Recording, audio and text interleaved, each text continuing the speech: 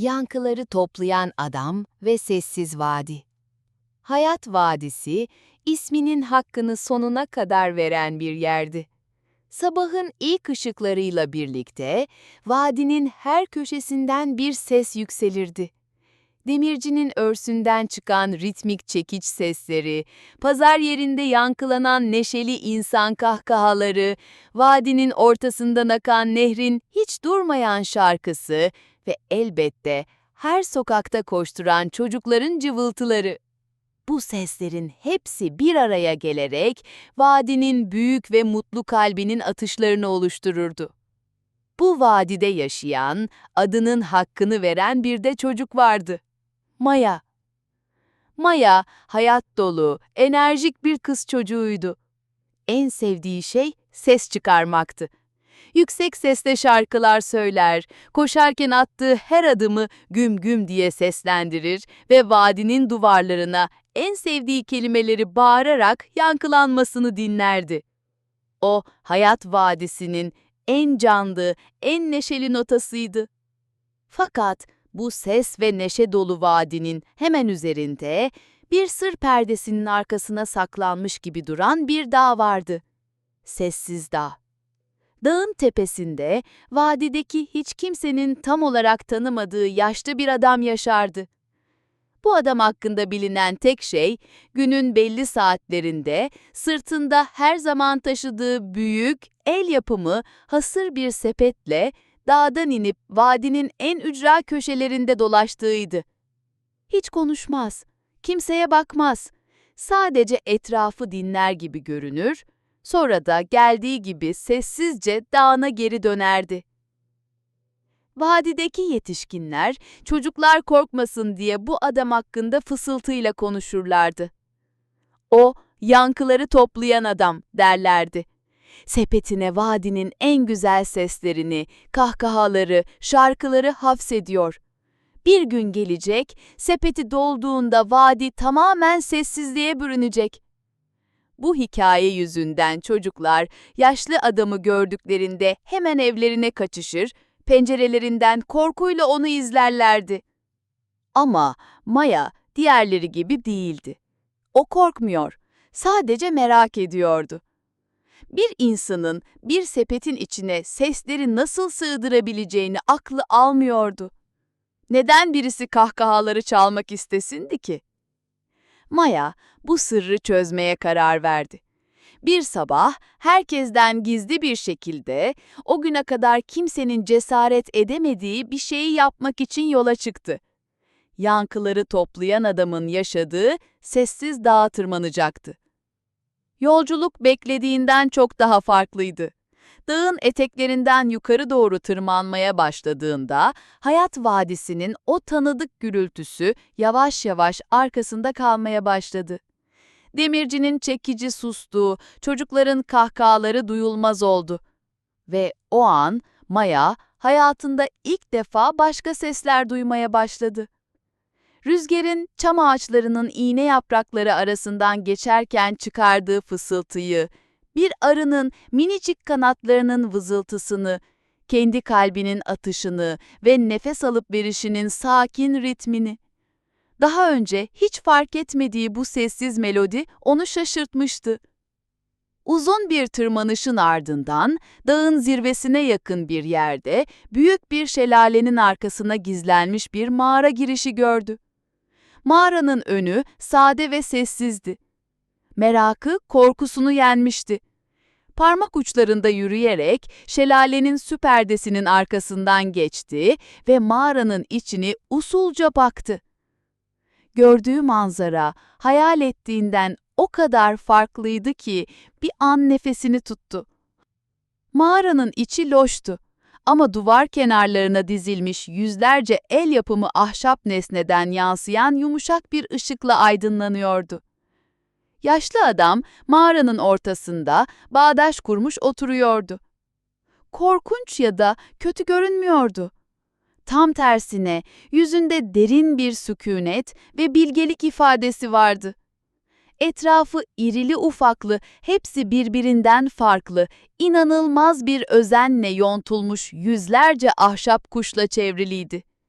Kimi uçmaya hazırlanan bir kırlangıç, kimi başını yana eğmiş bir serçe, kimi de gururla kanatlarını kabartmış bir kartaldı. Maya onu sessizce izlemeye başladı. Yaşlı adam yanındaki o büyük hasır sepetin kapağını yavaşça araladı. Maya sepetten bir kahkaha ya da bir şarkı fırlamasını bekliyordu. Ama öyle olmadı. Sepetten gözle görülmeyen ama hissedilebilen, hafifçe titreyen bir hava dalgası süzülerek dışarı çıktı. Bu hüzünlü, yalnız bir iç çekişin yankısıydı. Yaşlı adam bu görünmez yankıyı avcunun içine alır gibi yaptı, gözlerini kapattı ve bir anlığına sadece onu dinledi. Sonra raftan henüz tamamlanmamış, kaba hatlarıyla bir kuşu andıran bir ahşap parçasını aldı. Yankıyı kulağına dayar gibi yaparak elindeki küçük bıçakla ahşabı yontmaya başladı. O yonttukça ahşap kuşun şekli de değişiyordu. Bıçağın her bir darbesi sanki o hüzünlü iç çekişin duygusunu ahşaba işliyordu. Kuşun başı hafifçe öne eğildi. Kanatları sanki yorgunmuş gibi hafifçe düştü. Adam sesleri çalmıyordu. Onları dinliyor, anlıyor ve her birine saygıyla ahşaptan bir beden hediye ediyordu. Maya gördüklerine daha fazla dayanamayıp saklandığı yerden çıktı. Yaşlı adam onu fark ettiğinde hiç şaşırmadı. Yüzünde beliren nazik bir gülümsemeyle yanına oturması için eliyle yere işaret etti. Maya çekinerek oturdu. "Siz," dedi fısıltıyla, "sesleri çalmıyorsunuz."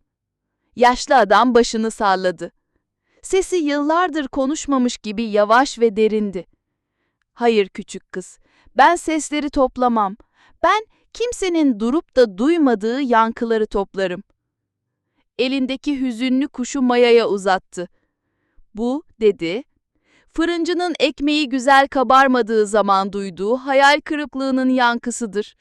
O sırada kimse onun ne hissettiğini fark etmedi." Sonra raftan başka bir kuşu aldı. Bu kuşun gagası gökyüzüne dönüktü. Zafer kazanmış gibiydi. Bu da bisiklete binmeyi tek başına öğrenen küçük bir çocuğun onu alkışlayacak kimse olmadığı için tek başına attığı zafer kahkahasının yankısıdır. Maya hayranlıkla ahşap kuşlara bakıyordu. Her bir kuş sadece bir ses değil, bir duygu, yaşanmış ama fark edilmemiş bir anı temsil ediyordu. Yaşlı adam sepetine uzandı ve içinden yeni bir yankı çıkardı. Bu yankı diğerlerinden farklıydı. Bu öfkeli ve sabırsız bir ağlama sesiydi. Maya bu sesi hemen tanıdı. Geçen hafta ayakkabısının bağcıklarını bir türlü bağlayamadığı için sinirlendiğinde yere vurduğu ayağının ve ağlamasının sesiydi bu. O an yalnız olduğunu sanıyordu. Kimsenin onu duymadığını. Yaşlı adam eline küçük yontulmamış ahşap bir parça aldı. Yankıyı dinledi ve yontmaya başladı. Yonttuğu kuş hem kararlı hem de biraz sinirli görünüyordu. Maya o an her şeyi anladı. Kendi duyduğu öfkenin, hissettiği çaresizliğin bir başkası tarafından duyulduğunu, anlaşıldığını ve böylesine bir saygıyla ölümsüzleştirildiğini görmek kalbini tokundu. O gün Maya sessiz dağdan inerken artık eski Maya değildi. Vadinin sesleri ona yine neşeli geliyordu. Ama artık sadece gürültüyü değil, gürültünün ardındaki fısıltıları da duyuyordu. Artık sadece kendi şarkılarını bağırmıyor, arkadaşlarının sessizliğini de dinliyordu. Demircinin çekiç sesindeki yorgunluğu, pazar yerindeki bir satıcının sesindeki umudu, ağlayan bir çocuğun neden ağladığını anlamak için durup bekliyordu. Haftalar sonra bir sabah Maya, elinde kendi yonttuğu çok basit, biraz acemice yapılmış ahşap bir çiçekle dağın patiğine gitti ve çiçeği yankıları toplayan adamın görebileceği bir taşın üzerine bıraktı. Bir sonraki gün yaşlı adamın dağdan inerken o küçük ahşap çiçeği sepetinde diğer yankıların arasında özenle taşıdığını gördü. Maya artık biliyordu. Herkesin içinde başkaları tarafından duyulmayı bekleyen yankılar vardı. Ve bir insana verilebilecek en güzel hediye durup o yankıyı dinlemek ve anladığını göstermekti.